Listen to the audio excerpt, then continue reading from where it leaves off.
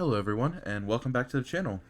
Today we're going to be going over which weapon you should be using in each category that's available. So we're going to be going over secondary, SMG, assault, LMG, marksman, sniper, and tactical. So if you guys do enjoy the video, please leave a like and subscribe. I stream every Wednesday, Thursday, and Sunday over on Kick at kick.com/BryPC. If you want to follow me over there, we have a good time trying to build a community over there, and it's just pure Battlefield content. So, without further ado, let's get right into the video. So first, we're going to be going over the secondaries. Obviously, there's a lot of versatile secondaries. Secondaries that hit hard, some that shoot faster than others, but I think the most versatile is the G57. Obviously, it has a lot of versatility with the attachments that are available for it. I actually don't have it unlocked, but the class you're going to want to be using is the Fusion Hollow here. You're going to want to use the LS1 laser sight. If you're going to run a barrel attachment, I would say just use the tactical compensator.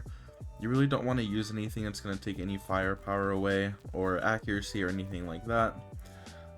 So tactical compensator would be the best one if you are going to run a barrel attachment. And then you're going to want to use a close combat drum. Simple answer for this is just more ammo. The reason I don't have this full class unlocked is because I just don't use secondaries very often. I think it's at 105 kills with the G57. I just never use it. But if you're going to use one, use the G57 and use it in burst mode. That's honestly the best way, probably the most versatile secondary in the game. And yeah, just continues to be a hard hitter. So for SMGs, we're going to be talking about the PP28. So the class I recommend is Tactical Compensator, Fusion Hollow, and High Powered Rounds. Obviously, with the ammunition, you want to do high power, subsonic, high power, standard issue, then subsonic. And the reason I have the K8 Hollow is because I have this skin. If you have this skin, which is called the Death Rate, I would recommend the K8 Hollow purely because of this sight here. This has a special sight for the skin. The K8 Hollow kind of turns into a more open sight, which has better visibility. But if you don't have the skin, definitely the Fusion Hollow is going to be your good go-to. For Assault, it's a toss-up between the M5A3 and the Scar. We're going to be going over the M5A3 today. Obviously, the Scar is probably number 2 for me. But we're going to go over attachments here. You're going to want to use the shortened barrel or the tactical compensator, depending on which situation you're going to be in. The shortened barrel gives you a higher rate of fire, so if you're in more small buildings, or you're in a part of a map where the distance doesn't matter too much, use a shortened barrel, put more rounds downrange quicker.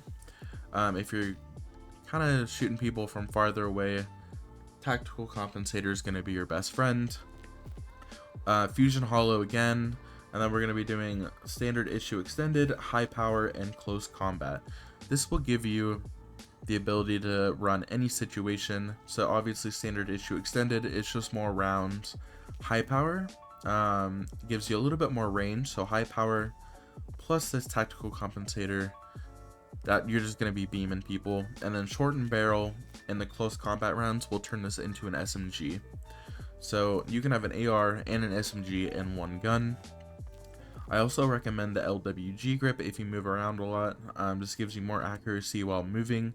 I constantly move around the map. I never really stand still. I have the light grip on here.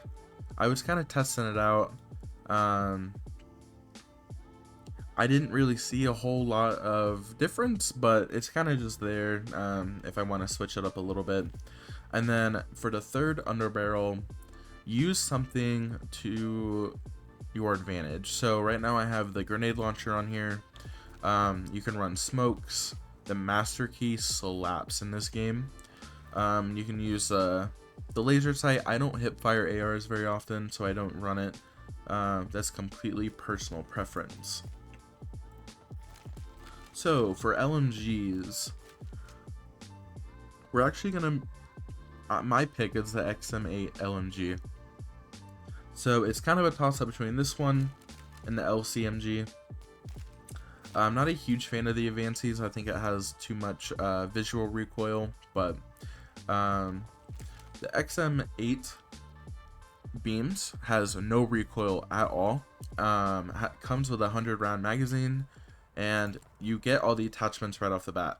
So I just run the Cobra sight, and obviously the only option you have for the mag is standard issue. And I don't recommend running the bipod unless you go prone. But that's kind of your playstyle, whatever you use. And I don't like running 4 times, so I use the Cobra sight. For marksman, we gotta give it to the BSV. The M39 would be a close second for me, but the BSV is kind of just overpowered. It's still overpowered even after all the nerfs. So right now I have the 8R Hollow, the 5x PSO, factory suppressor and extended suppressor, and then I have subsonic close combat rounds for when I want to run this as an SMG, and then the high powered rounds for when I want to run this as a DMR. Again, I move around a lot, so the LWG grip is the grip that I use. That's kind of personal preference, whatever feels best for you.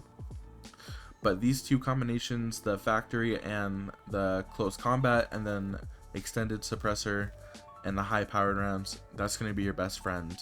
Run 2 different sights, one for close combat, one for long range combat, so you can make it an SMG and a DMR all in one. Snipers, I'm gonna give it to the GOL. This thing hits like a truck, has great bullet velocity. If you want to run anything else than that, I would say the SWS is still the king. The NTW does have a lot of power, but it's slow. So if you can work around how slow it is, that's great. I think it's a little too slow, unless I'm just kind of messing around with it. But for right now, I just have standard issue extended 6 times and a 2 times for when things get kind of hairy. And I just run the bipod because there's nothing else, and might as well have it on there. So for tactical, it's a toss-up depending on if you're doing long range or short range. If you're doing short range, 12M auto is going to be your go-to.